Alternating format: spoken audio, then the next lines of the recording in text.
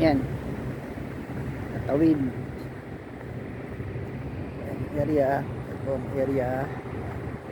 Ito ang area. Pansinan.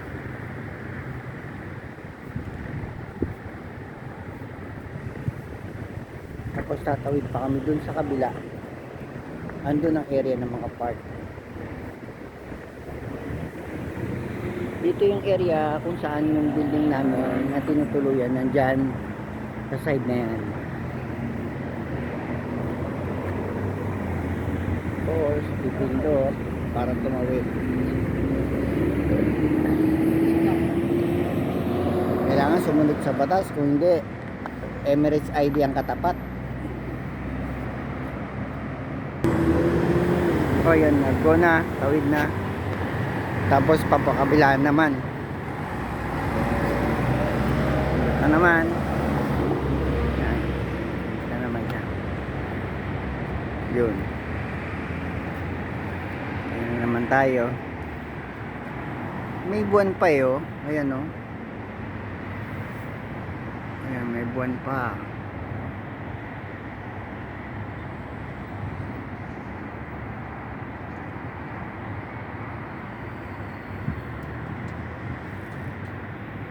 Mawid na si kuya, hindi na nakapagantay. Ay, pwede na mahal. Tawid kami. Tawid. Tapos, antay na naman sa kabila. Yan. Pindot ulit, mahal.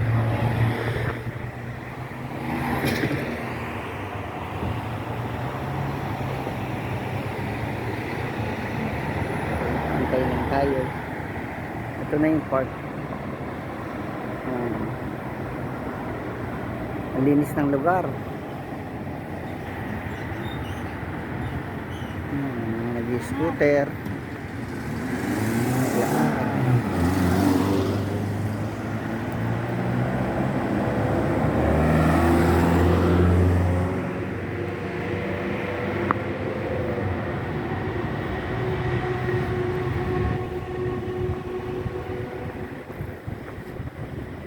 Dito lang namin gagaygayin papunta doon sa park. Ayan, ito na yung Heritage Park. Diyan kami maglalakad-lakad. Ganda dyan sa loob, may mga cottage yan, may Starbucks, may mga bilihan ng ano, ano ba isa doon, yung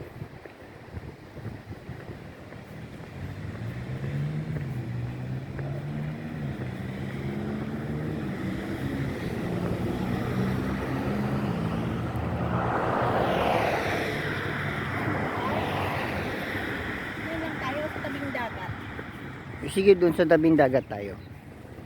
Doon pala kami sa tabing dagat pupunta. Ito yung park. Dito yung park. Dito naman yung tabing dagat.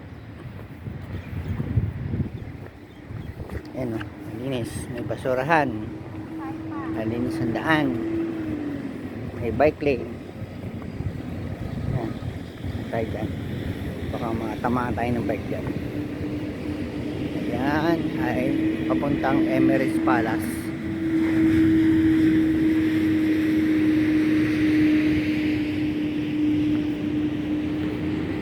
Lakad-lakad pa. Lakad-lakad pa.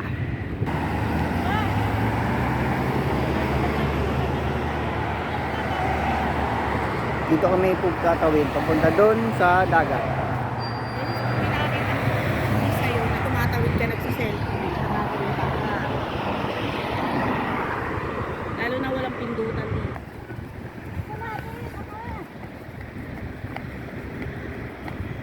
Ngayon, nakatawid na. Ginamit ni Banat yung power niyang pahintuin yung sasakyan sa pamamagitan ng kamay. Ganda oh. Diba? Oh. Refreshing. Ay, may pusa. Walking ka din. Ayun, ang ganda. Ito yung corniche. Dagat yan. Hanggang doon, yung marina. Hindi makita sa camera. Pupunta daw kami ni Monet dun sa may mga nagpi-fishing. Ang ganda, ang laki oh.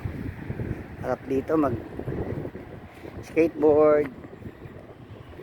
Yung ano, rollerblade. Harap dito yon. Scooter. Walking. Yan, ang lamig.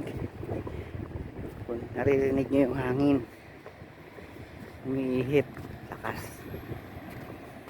Yan. Hindi makita yung marina eh. Dito yun oh. Yun. Ito naman yung dalawang mataas na building na yun. Sa likod, yun yung tinatawag na World Trade. Yun yung project namin dati nung nasa metallic pa ako. Ayan si kabayan na namimingwit siya. Ayan. Meron siyang bike. Gamit siya. Meron pa. Malinaw no? Malinaw oh. Huli mo ito? Ayun, nakahuli siya. Ayan. Nakahuli siya. Papabidyo ko sa kanya. Ayan po. Ayan na yung huli ni Kuya ngayong araw na to. Ayan. Oh, buhay pa. Marami rin na kaya. Tiyatsaga lang. May nahuli kang salmon dito kuya o kaya fish. Lapu-lapu. Lapu-lapu. Lapu-lapu nga yung maliit na yun eh. Lapu-lapu malaki. Nakahuli ako dito. Ano? Itong kilo malaki. Yung cellphone mo dito mo, huwag mo ikanyan yun dyan. Ayan. Tambay din. Saan ka nakatira Kuya? Yala, Hamdan. Ah, Hamdan. Lakad-lakad lang kami ah. So, good luck. Sana marami kang mahuli. Mapitaw ang isip.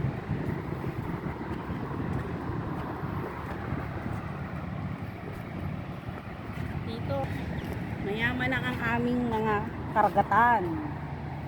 Karagatan. Corniche lang yan. Paradahan lang ng barko yan. Dagat din yan, di ba? Oo, dagat nga yan. Oh. Ayun pa si kuya, naglinis rin yun. O, pupuntahan din natin yun si Kuya. Marami na kayong huli, kuya. Yan, meron pa. Itong gaganda, may mga fishing rod sila. Yan, service nila, bike, scooter. Magkano yung lisensya nyo pagka ano kayo? 120, isang taon na yon.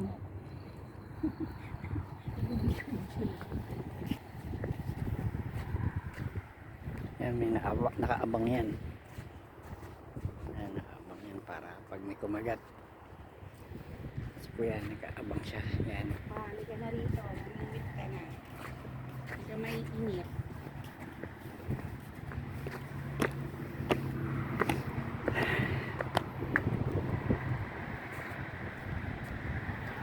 Dapat dun tayo sa gilid ng corniche eh. Ito nga, gilid na Dapat to. di tayo makyat. Ayun, dun tayo sa baba. Mas maganda dito maglakad sa gilid eh, sa corniche. Sa gilid ng dagat. Ayan, dito. Ayan.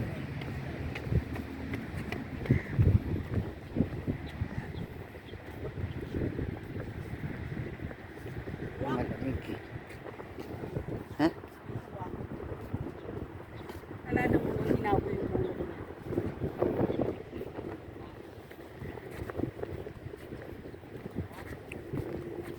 Wow, ang sarap ng hangin. Kulong!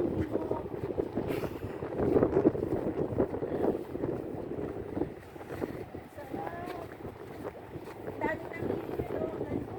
Ayun o. Baybay. Yan. Yan.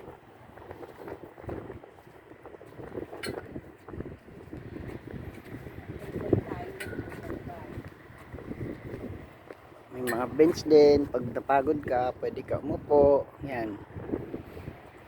Pero walang ano rito, walang mga homeless na natutulog sa ganito. Ano paano?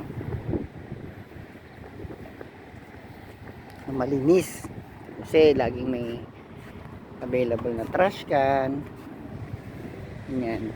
May mga regular na naglilinis. Yan.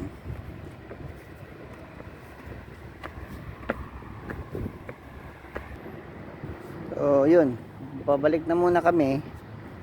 Dahil papasok din ako. Yun na muna yung walking timing namin ni Mahal. Next time muli.